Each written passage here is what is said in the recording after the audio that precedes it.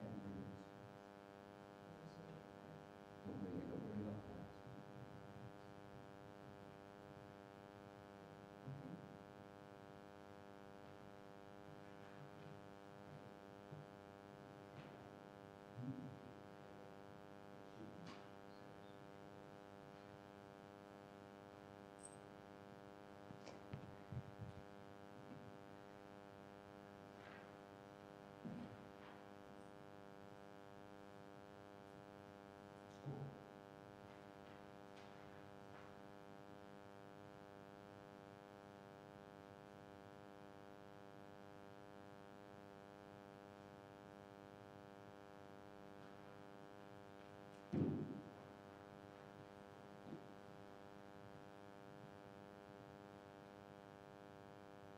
Let there be many windows in your soul, that all the glory of the universe may beautify it. Not the narrow pane of one poor creed can catch the radiant rays that shine from countless sources. Tear away the blinds of superstition. Let the light pour through fair windows, broad as truth itself and as high as God. Be not afraid to thrust aside half-truths and grasp the whole.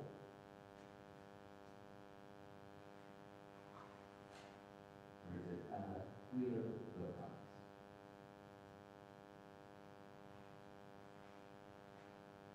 Good morning. Good morning. Thank you for joining us today. Thank you as well for your patience, for those who are here in person and those online. It's been quite a busy few days for me. After Wednesday's service, I then went to a conference down in Daventry for a few nights, so I came back Saturday, and I'm here today. So it's been a bit of a whirlwind. I'm not quite sure. There's always that sort of beautiful notion of flying and the soul having to catch up, and that's sometimes why it takes a few days to feel yourself. I'm not sure if driving from Daventry is the same experience, but I think something is still catching up with me, and that's clear by all the sort of conundrums and challenges, printing and otherwise this morning. So I'm grateful for your patience, I'm grateful for your presence, and I hope that whatever it is you're seeking here, a time of joy and celebration, a time of tears and sorrow, a few words of wisdom, or a chance to connect with one another, or to rest with the divine. Whatever it is that's brought you into this space, I hope you will find as well as more. So we began our service with Child's Life in the Unitarian symbol the world over, and those words of Ella Wheeler Wilcox. We turn as well to some words of Catherine Ann Porter to bring us further into worship. We don't really direct our lives unaided and unobstructed. Our being is subject to all the chances of life. There are so many things we are capable of that we could be or do. The potentialities are so great that we never, any of us, are more than 1/4 fulfilled. We can, however, fill this chapel completely with our voices, so please join with us as we sing our first hymn in the Purple Book, number 43, Jim Scott's Gather the Spirit, hymn number 43.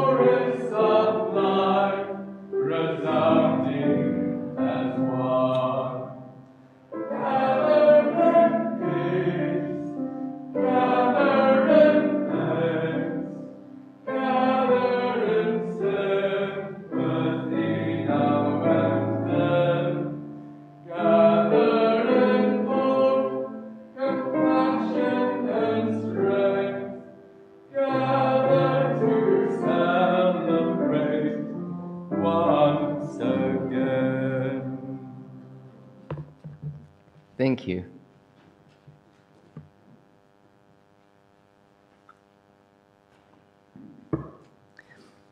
Let us gather into a time of prayer with these words of the Reverend Robert Walsh. This is then followed by our covenant, which is printed in your order of worship and will appear online. But first, these words.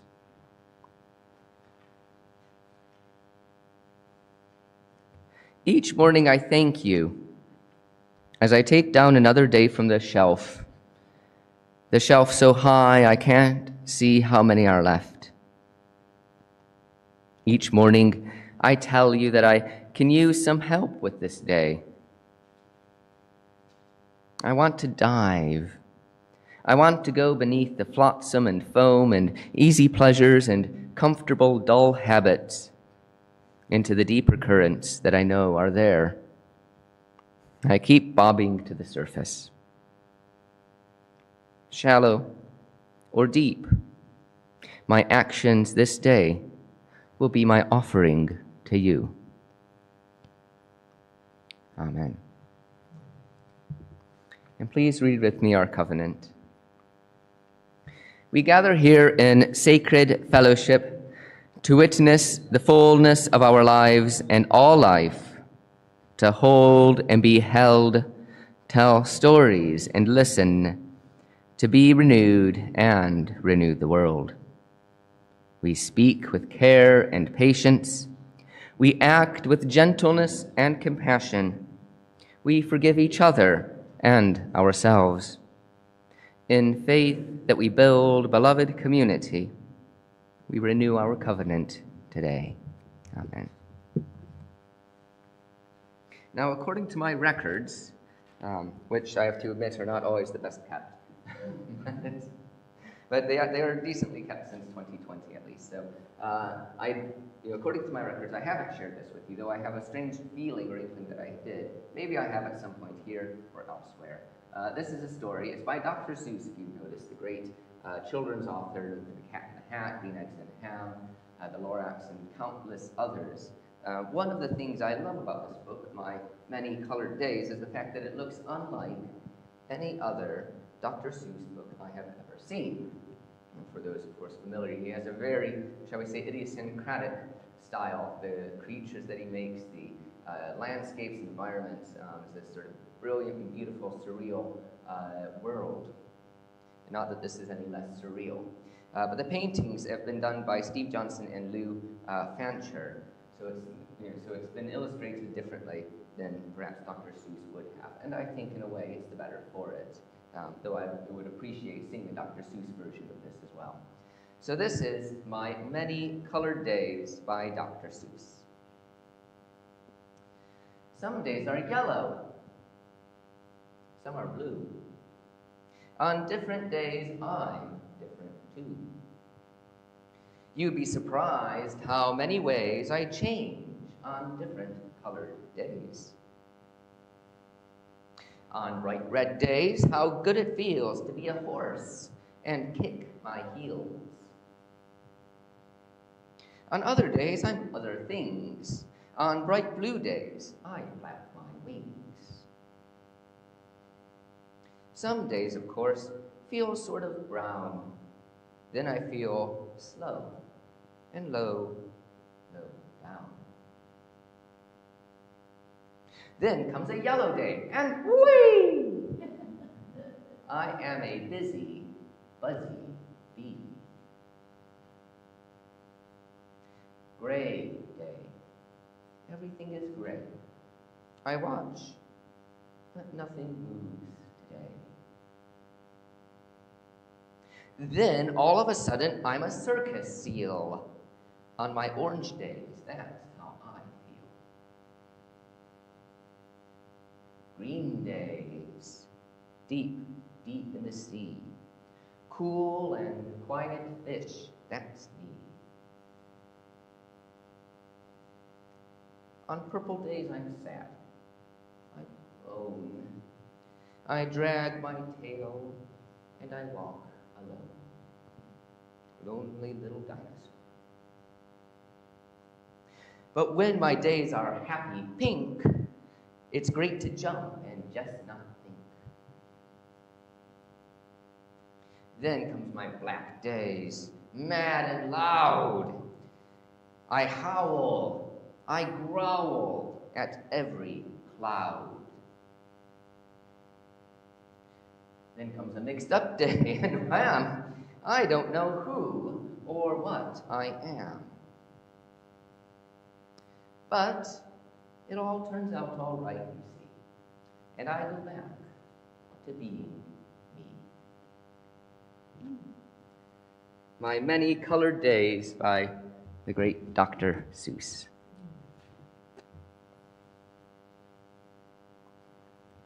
So you are invited to share your day, or your days, whatever color they be, whatever joys and sorrows you have, whatever trials or triumphs you face. If you want to share these publicly, you can light a candle. If you want to say something, please come to the microphone so those who are listening online and those using the loop system will be able to hear you. If you are online, please type into the chat box and we will read your message out. You are, of course, invited to light a candle in silence if you so wish. And as always, if you prefer to hold your life in your heart, know that your presence here is enough. Nothing more is asked of you in this space. We are just grateful that you are here. And I'd like to light a candle of appreciation for people who care for other people all throughout lives, and those who sometimes face challenges.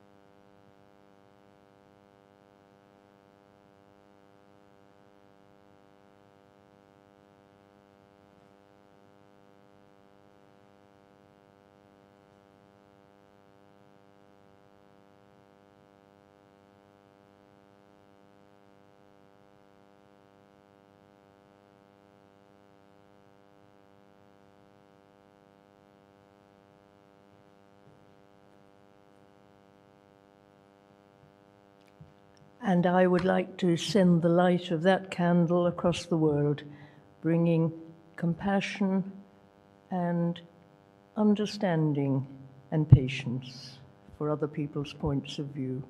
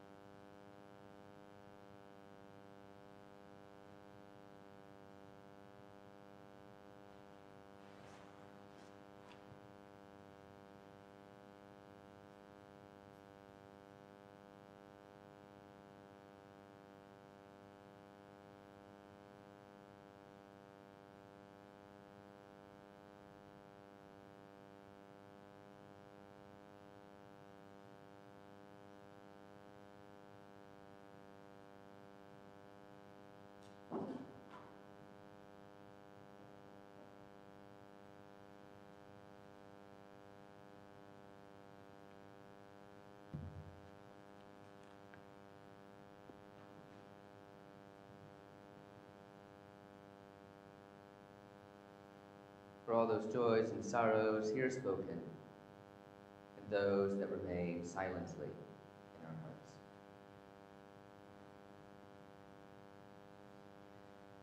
We come now to our next hymn in the Purple Book, number 58, Grant Us, God, a Mind to Know You, by Peter Sampson, hymn number 58.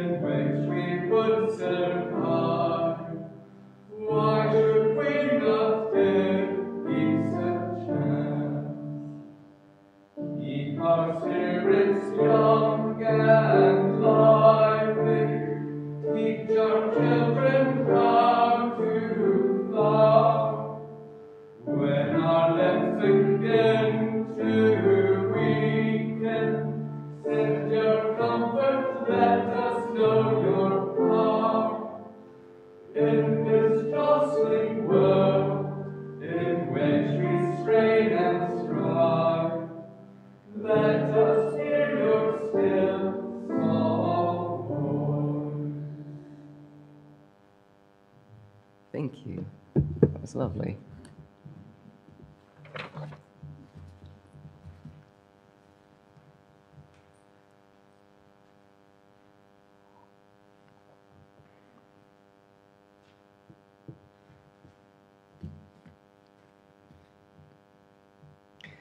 Our next reading is called Black Ants by Fiona Heath.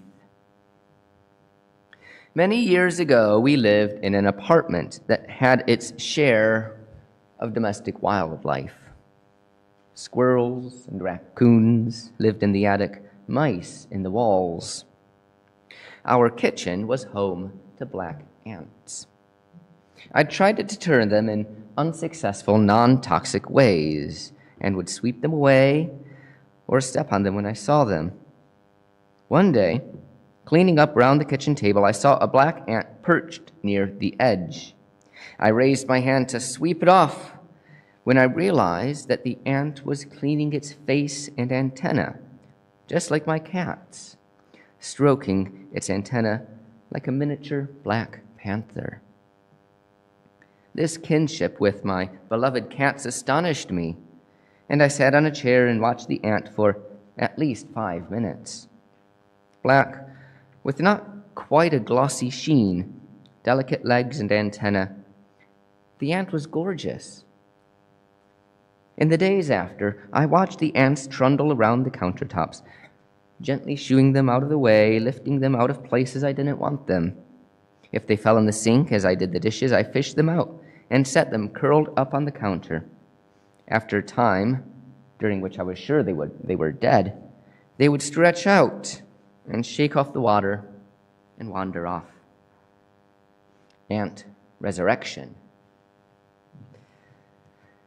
I haven't intentionally hurt an ant since. Black Ants by Fiona Heath.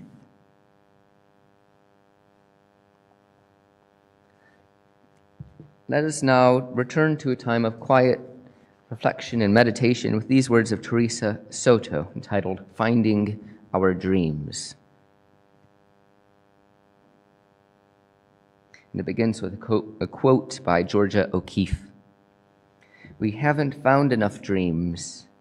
We haven't dreamed enough." The world makes many demands on your time, your skin, your heart, until you are left grasping and wondering if you will ever do enough, have enough, be enough. Stop your counting, measuring, and checking. You are enough, so much more than enough, made from fragments of the galaxy. You do measure up. And to recover from the doubt pressed upon you, the antidote for doubt is dreaming. All the dreams that call to you, lime green and frosting pink dreams.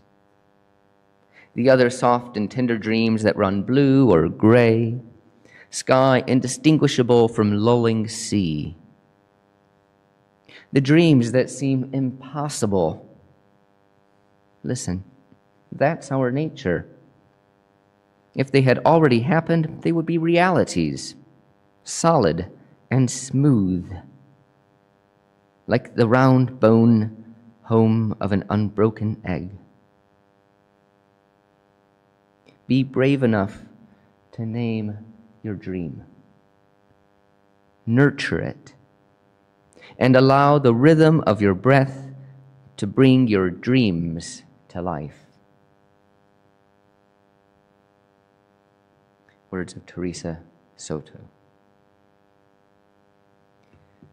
And so we now enter into a period of silence for reflection, meditation, contemplation, personal prayer, and dreaming.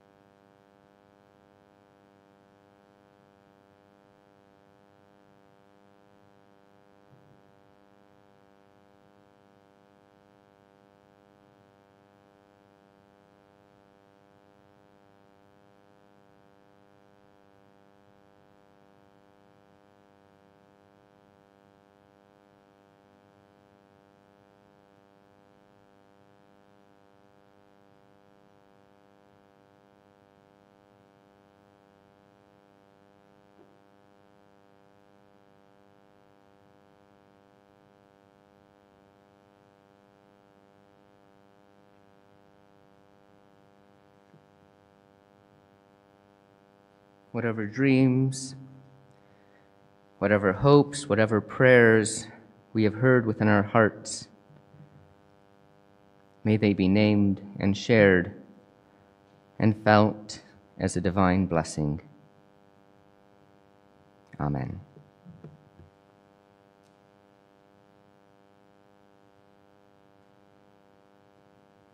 We come now to our next hymn in the Purple Book, number 10, Carl Sieberg's Be That Guide Whom Love Sustains, hymn number 10.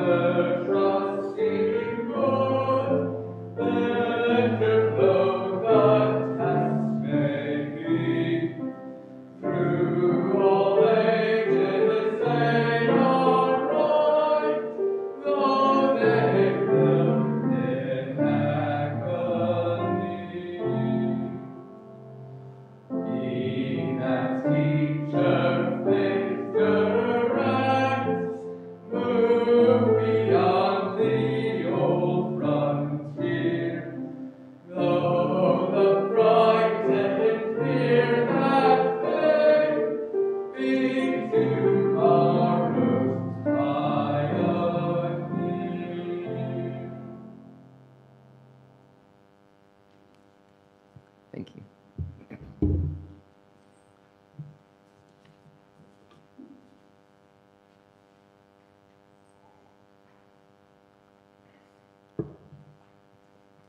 A bit surprised that I have my voice. It was quickly disappearing Saturday.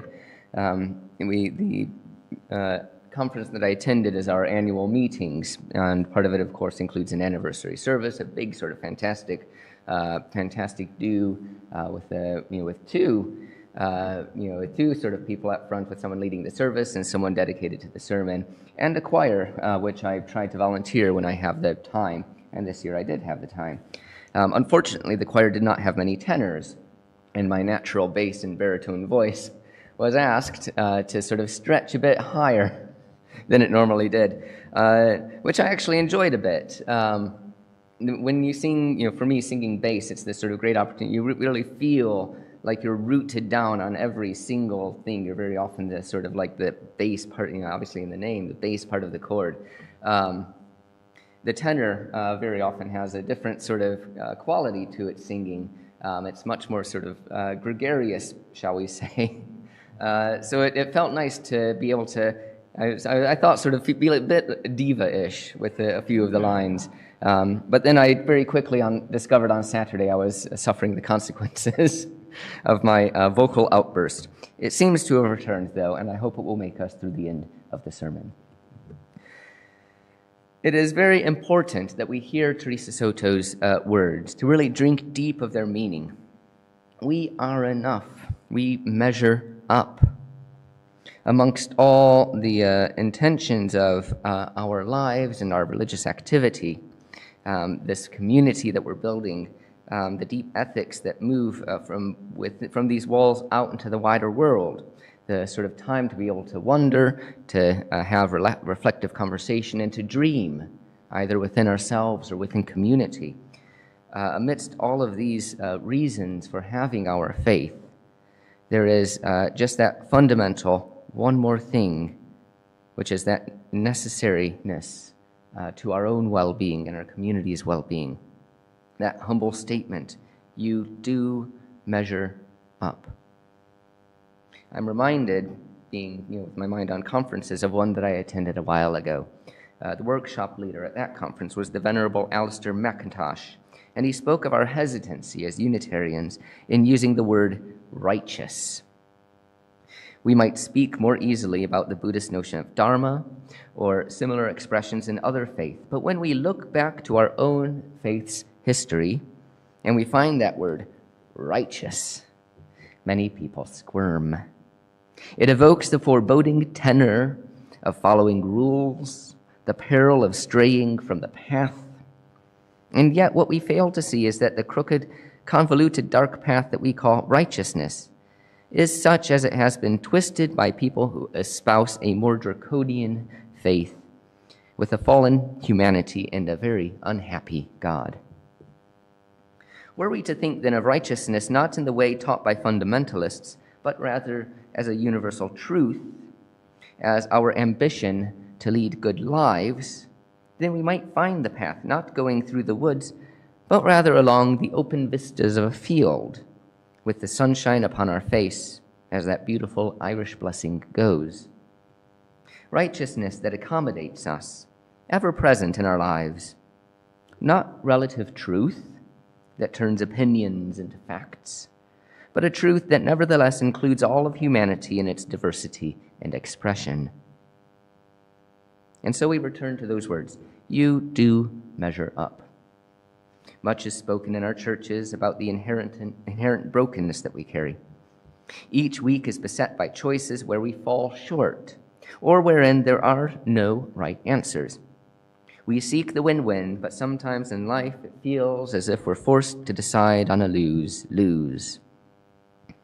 So here is that important further reason for our gathering. Recognizing our fallibility, our humanness, existence in a world where we are not the center. We acknowledge our commitment to good, to right action, to treating our neighbors fairly and providing ourselves with self-care. Doing so, recognizing our imperfection, is a skill faiths hold and the world needs. As our lives become more efficient, the demands for accuracy grow. All the more necessary is this gathering, where we can admit to being injured, to causing offense, and pick up our pieces for the next week's onslaught. We do measure up. We are enough. We are beautiful. Just as a mosaic is made of tiny, broken pieces, so too do the daily and seismic injuries mar us. There's a similar idea in Japan. Kintsugi are bowls that have been broken and mended with a gold filler. Rather than look like clumsy attempts to rebuild something perfectly, they hold a deeper beauty as the golden thread runs through them. The Unitarian songwriter Peter Mayer even captures this in a song. I'm like one of those Japanese bowls that were made long ago. I have some cracks in me. They have been filled with gold. That's what they used back then, when they had a bowl to mend. It did not hide the cracks. It made them shine instead. I've had moments in my life, and I suspect as I've moved into my middle years, they've increased. Moments of quiet reflection, where our past mistakes, our arrogance, our cruelty, so clear in hindsight, risks breaking us apart. More so than it did back then. Somehow we carry on, perhaps unaware that we have acquired that golden filler. Looking back, we may only see the broken cup, the disjointed parts of our lives, different jobs, different relationships, which somehow seem connected. Remember to acknowledge the golden thread. Cornelia Parker explores this in her art installation, Cold, Dark Matter an exploded view. And just out of curiosity, has anyone seen, there's photos of it in sort of art books, but it was at the Whitworth Art Gallery a number of years ago. It was the opening when they sort of opened up that sort of further wing. This was part of the first exhibition they did. Cold, dark matter, an exploded view. What Cornelia Parker did is she built a shed, she filled it with loads of varying items, and then she blew it up. And quite simply, I'm not sure what substance she used, but it was genuinely some explosive thing that shot every bit, bits of wood, bits of paraphernalia just flying. She then, of course, had to go and gather everything up again, which I'm sure must have been quite the process.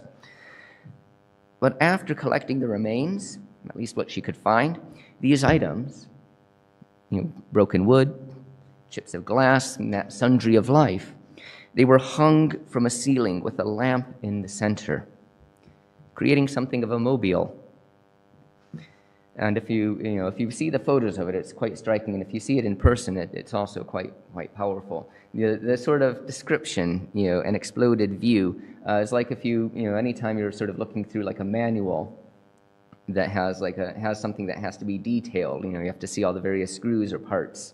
They're always sort of pulled apart. And that's really what it conveys in a very real and 3D sense.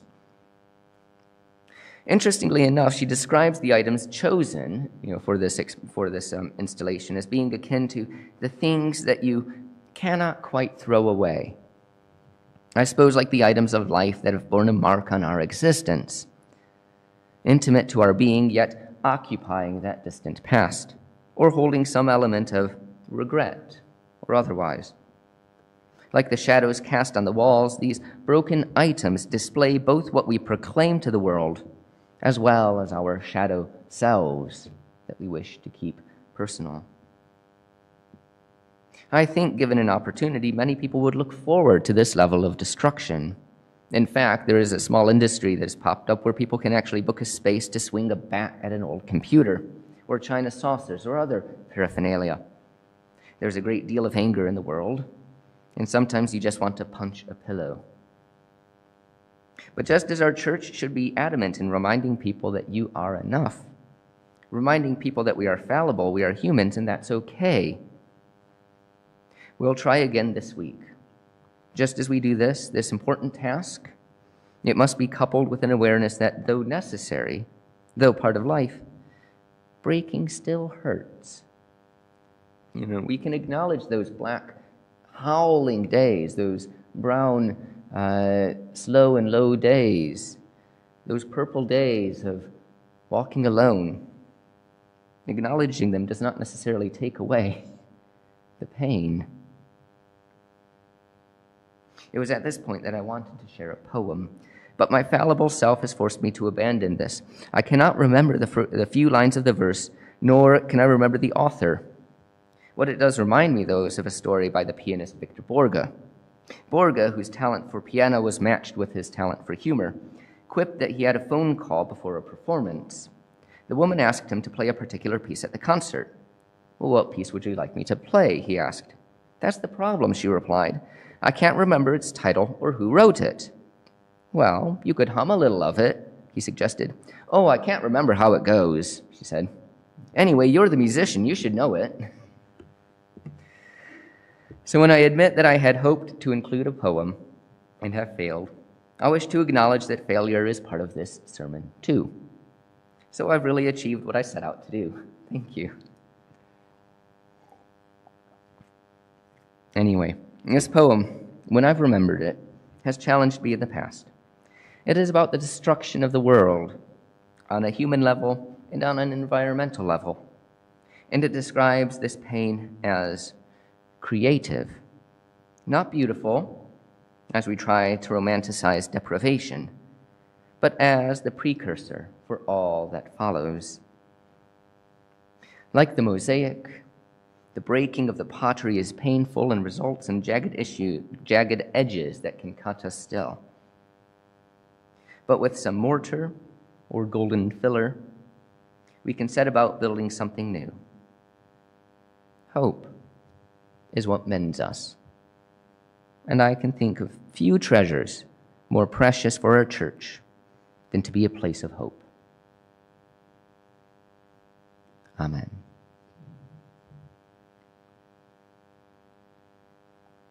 A few notices before we sing our final hymn. If you need to, I was going to say, if you need to speak with me, then you can do so. You can also write. However, acknowledge that I'm away on holiday next week. So I was going to say, don't try to contact me. If it's an extreme and severe emergency, please do let me know. Otherwise, we have the Reverend Kate Brady McKenna is going to serve as sort of pastoral care for the week. It's again sort of just a slight emergency situation. If you have some issue or some challenge, before you phone her or email her, just think to yourself, can I hold on to this for a week? I appreciate it might be challenging or painful or such. If you can, then please do so. Bring it to me. Otherwise, she is there for those emergencies, and I'm, of course, always available for extreme situations and emergencies. And I'll try and keep, even though I'm on holiday, I'll try to at least keep tabs with Kate to understand if there are any things I should be aware of. So as I'm away on holiday, we have two wonderful preachers coming on Wednesday. We welcome Kate Brady McKenna for the service, and then the following Sunday it's going to be the ministry student, Christina Smith. I should say the Reverend Kate Brady McKenna, because she's the minister at Bury Unitarian Church. And then Christina Smith has been long involved in the Unitarian movement and is currently a student for training. So do welcome them both on Wednesday and Sunday, respectively. They are both absolutely fantastic and dear friends of mine. As well, we have tea and coffee afterwards today in the Percival Suite. Do we have anyone to help with the tea and coffee? Thank you, Joe. We're grateful as well for any donations that can assist the mission of our chapel. You can donate online at justgiving.com/Cross Street Chapel Manchester. You can email me about setting up a standing order. And if you're here in person, we have a retiring collection along with envelopes if you're a UK taxpayer. And if it's your first time with us, your presence here has been enough. We're grateful that you're here. We don't necessarily expect financial contributions from people who are sort of just new to attending. Thank you very much. It is a busy month. We have on the 21st, so 2 weeks from today, a film showing, animal rights film. Thank you to Sonia for proposing and helping us with this. That's going to be at 12:30. And then the following week, the 28th, we have our climate conversation, and we welcome the counselor Anastasia Wiest, who occasionally attends us here as well. She's a Green Party counselor for Woodhouse Park. I think I've remembered that correctly. So that's again at 12:30, and it's a chance for us to discuss measures that we can make as a community and as individuals as we face the climate crisis. And then we have on the 26th, our Friday lunchtime recital, which is the Tresque Quartet. So please do join us for that Friday, 1 p.m. All our recitals are free to attend, but we're grateful for contributions which go to the artists to recognize their time, talent, and energy. Are there any announcements from the congregation? Let us then sing our final hymn in the Purple Book, number 110, Anna Briggs's Now We Sing to Praise Love's Blessing, hymn number 110.